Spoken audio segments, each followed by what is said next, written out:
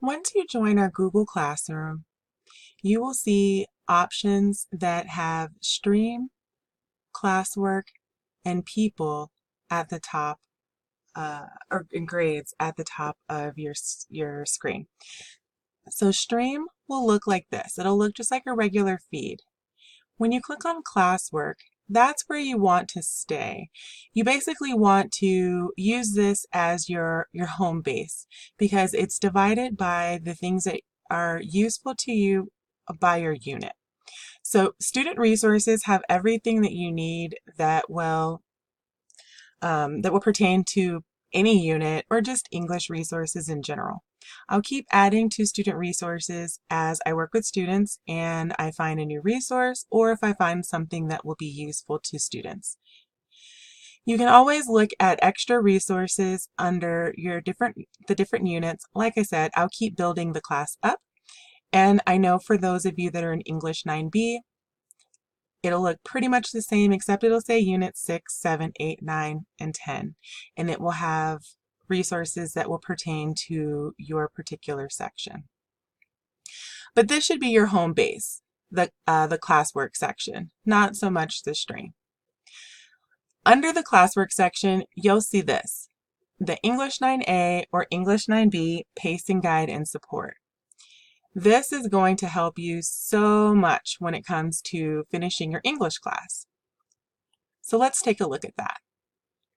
So for the English 9A, this is quarter one, but it will say quarter two, hopefully by the time you look at it, or whatever quarter we're in based on when you're watching this video. And you'll see it looks like this. So let me explain what this means. Let me break it all down for you. So this first column shows the weeks, and it has the date range for that week. So each quarter is an 8-week session. We're going to have a break during part of this quarter. So just pay attention to the dates because that time where we're actually on a break, we're not counting that as part of an in-class week in the calculation of the 8 weeks. So for week 1, and I'm going to parallel it with your calendar in StudentTrack. So for week 1, notice that it is, in this example, October 28th through November 1st. So we have the 28th through the 1st. So you have this week where you should be working on these sections. So if you're looking at these particular sections, all you're worried about is completing the Unit 1 course activity. Again, if you do the in-class assignment, it exempts you from that, so that'll be marked as complete. Who are you as a student? Dependent and independent clauses and sentence fragments. Notice that when we go back to Edmentum, that those things that I just listed are the same things that are here. So for week 1, for this first week, all you need to do in order to be on track, not asking you to complete Unit 1, it's just the course activity, which is this box. But again, if you're completing this attendance assignment, it will exempt you from this. You're doing who are you as a student, which is this box here. You're just doing the tutorial and the mastery test. Independent and dependent clauses. Again, you're just doing the assignments that are in here. And sentence fragments. So this last little box here. Once you've done those things, you've done your job for week 1 for English.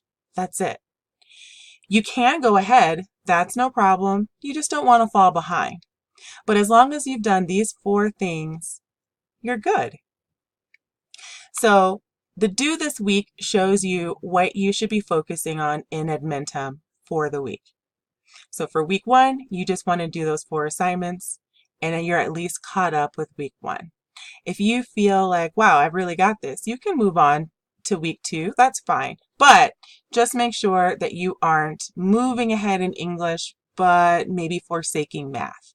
If you're going to move ahead in one subject, make sure that it's not at the cost of you falling behind in another subject. Okay? This next column is video support. So right here, you have an example of the Activity 1 task.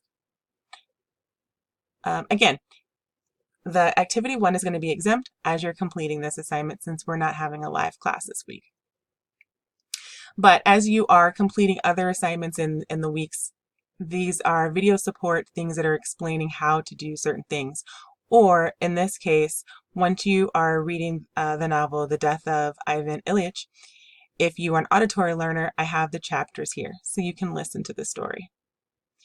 And then finally, this column, the live class session, will tell you what we're going to be focusing on in the class for that week, just so that you at least have a heads up. You may notice that right now there are some sections where there isn't anything there, and that's because this document that you will be seeing is a live document. So I'm going to be modifying it throughout the class based on the feedback that I get while we're in class. If there's something that it seems like collectively we're just not really getting, great, I'll spend more time with it, or I'll explain it a different way the next week. My goal is really to help you to feel confident as a learner in the course material that you have before you. So I don't want you to feel like the ship is moving and you're, off in the ocean somewhere and we're just saying bye. No. As a team, as a group, we are focused on making sure that everybody understands and is moving along together. Okay? So you'll see this stuff absolutely change because that's the way that it should be. If we need to spend more time, I want to spend more time. And if collectively it seems like we're getting a concept, well then there's no reason to rehash it. Okay? So I just wanted to explain what that looks like so that you know what the pacing guide looks like and what Google Classroom looks like so that you're familiar with both things. Google Classroom will have a lot of resources. I'm going to keep adding things to that, and the pacing guide will really keep you focused so that you know what you're doing. And as you can see, by the end of week 2, you should have Unit 1 complete. So if you're trying to pace your coursework, you can see when each unit is sort of expected to be turned in. Hopefully that's clear, and if it isn't, that's okay. You'll have an opportunity to ask any questions so that I can clear anything up for you.